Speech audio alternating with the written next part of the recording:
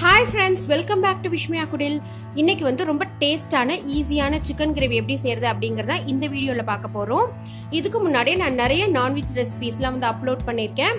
அந்த வீடியோலாம் பார்க்காதவங்களுக்காக எல்லா வீடியோவோட லிங்க்குமே வந்து நான் டிஸ்கிரிப்ஷன்ல கொடுக்கிறேன். நீங்க போய் செக் பண்ணிக்கலாம். சோ இப்போ வந்து இந்த சிக்கன் கிரேவி எப்படி செய்யறது அப்படிங்கறத பார்த்துடலாம். நான் பாத்தீங்கன்னா ஒரு 4 டேபிள் ஸ்பூன் அளவுக்கு நல்லெண்ணெய் ஊத்திக்கிறேன். நல்லெண்ணெயில செஞ்சா ரொம்ப நல்லா இருக்கும். வேண்டாம் எனக்கு நல்லெண்ணெய் வேணாம் அப்படின்னு நினைக்கிறவங்க வந்து நார்மலான ஆயிலே செஞ்சுக்கலாம். ஸோ நல்லா வந்து எண்ணெய் காஞ்சதுக்கு அப்புறமா பட்டை, கிராம்பு, லவங்கம் இதெல்லாம் வந்து தாளிக்கிறதுக்காக போட்டுக்கிறேன். அதிலே வந்து கொஞ்சோண்டு கருவேப்பிலையும் போட்டுருங்க. இது ரொம்ப ஈஸிங்க, ஆனா ரொம்ப டேஸ்ட் நல்லா இருக்கும். இப்போ பாத்தீங்கன்னா எல்லாமே பொரிஞ்சதுக்கு அப்புறமா நான் வந்து ஒரு 1/4 கிலோ பெரிய வெங்காயத்தை வந்து வெட்டி இதுல போடுறேன். நீங்க சின்ன வெங்காயம் கூட சேர்த்துக்கலாம், ஆனா வந்து உரிக்கிறதுக்கு ரொம்ப கஷ்டமா இருக்கும், அதனால பெரிய வெங்காயம் சேர்த்திருக்கேன். சின்ன வெங்காயம் சேர்த்தீங்கன்னா டேஸ்ட் ரொம்ப அதிகமா இருக்கும். இப்போ வந்து அந்த 1/4 கிலோ வெங்காயம் அப்படிங்கறது பாத்தீங்கன்னா 3/4 கிலோ சிக்கனுக்காக போட்டிருக்கேன். இந்த மாதிரி மூடி வச்சிட்டீங்கன்னா உங்களுக்கு சீக்கிரமே வந்து நல்ல கோல்டன் ப்ரௌன் கலர் ஆயிடும். நல்லா வந்து வெங்காயம் வதங்கணும். வெங்காயம் வதங்கினதுக்கு அப்புறமா நம்ம சேர்க்க வேண்டிய மசாலா எல்லாமே சேர்த்துடலாம்.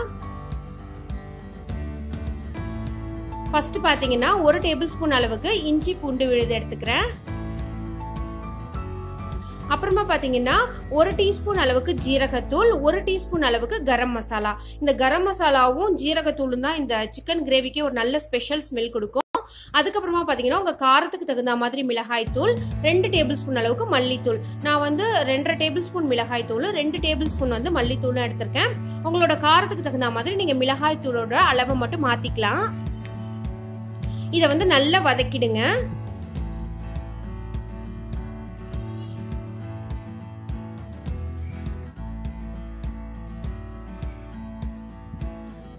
கொஞ்சம் நம்ம மூடி போட்டு வதக்கணும் அப்படின்னா சீக்கிரமாவே வதங்கிடும். இப்ப பாத்தீங்கன்னா எல்லாமே அந்த மிளகாய் தூள், மல்லித்தூள், ஜீரகத்தூள் எல்லாமே வந்து அதோட நல்லா சேர்ந்துருச்சு.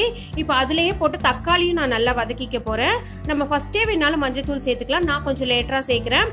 கொஞ்சோண்டு கல் உப்பு போட்டு வதக்குறீங்கன்னா தக்காளி வந்து நல்லா சீக்கிரமா வதங்கிடும். இதையும் வந்து கொஞ்சம் மூடி போட்டு தான் நான் வதக்க போறேன். அப்பதான் வந்து ட்ரை ஆகாம உங்களுக்கு வதங்கும். இப்ப பாத்தீங்கன்னா நல்ல தக்காளி, வெங்காயம் எல்லாமே வந்து ஒன்னோட ஒண்ணு சேர்ந்து நல்ல கிரேவி மாதிரி ரெடி ஆயிடுச்சு. கிரேவி மாதிரி ரெடி ஆனதுக்கு அப்புறமா நம்ம வாங்கி வச்சிருக்க இந்த 3/4 கிலோ சிக்கனை வந்து நான் இதுல சேர்த்துக்கிறேன். சிக்கனை சேர்த்ததுக்கு அப்புறமா நல்ல ஈவனா அதை வந்து கிளறி விட்டுருங்க. எல்லா இடத்துலயும் சிக்கனோட எல்லா இடமுமே இந்த மசாலா படுற மாதிரி நல்லா கிண்டி விட்டுருங்க. சோ அதுக்கப்புறமா பாத்தீங்கன்னா இது வந்து தேங்காய், பெருஞ்சீரகம், மிளகு சேர்த்து அரைச்சி வச்சிருக்கேன். ஜீரகம் சேர்க்கல, ஏன்னா ஜீரகத்தூள் நம்ம ஆல்ரெடியே சேர்த்திருக்கோம்.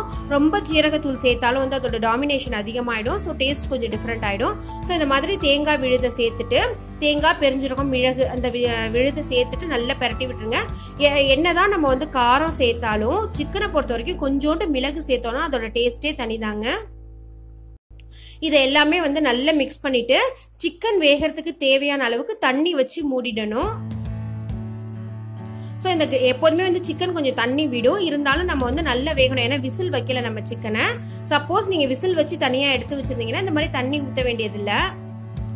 இது பாத்தீங்கன்னா ரொம்ப திக்காவும் இருக்காது, ரொம்ப தண்ணியாவும் இருக்காது. ஸோ இட்லி, தோசை, சப்பாத்தி, பரோட்டா, சாதம் எல்லாத்துக்குமே வந்து ரொம்ப ஆப்டா இருக்கும் இந்த கிரேவி. இப்ப பாத்தீங்கன்னா நல்ல சிக்கன்லாம் தண்ணி விட்டு நல்லா வந்துருச்சு. கொஞ்சம் திக்கானதுக்கு அப்புறமா இந்த மாதிரி கொத்தமல்லி போட்டு இறக்கிட்டோம்னா ரொம்ப டேஸ்டான சிக்கன் கிரேவி வந்து ரெடி ஆயிடும்.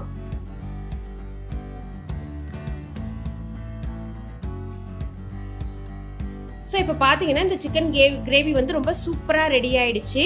இந்த வீடியோ உங்களுக்கு பிடிச்சிருக்கும்னு நினைக்கிறேன். நான் முன்னாடியே சொன்ன மாதிரி இன்னும் நிறைய நான்வெஜ் பிரியர்களுக்காக நிறைய நம்மளோட சேனல்ல நான்வெஜ் ரெசிபிஸ்லாம் இருக்கு. ஸோ அதோட வீடியோலாம் பார்க்காதவங்களுக்காக நான் லிங்க் வந்து டிஸ்கிரிப்ஷன்ல கொடுக்குறேன், நீங்க போய் பார்த்துக்கலாம். இந்த வீடியோ பிடிச்சிருந்ததுன்னா லைக் பண்ணுங்க, ஷேர் பண்ணுங்க, கமெண்ட் பண்ணுங்க.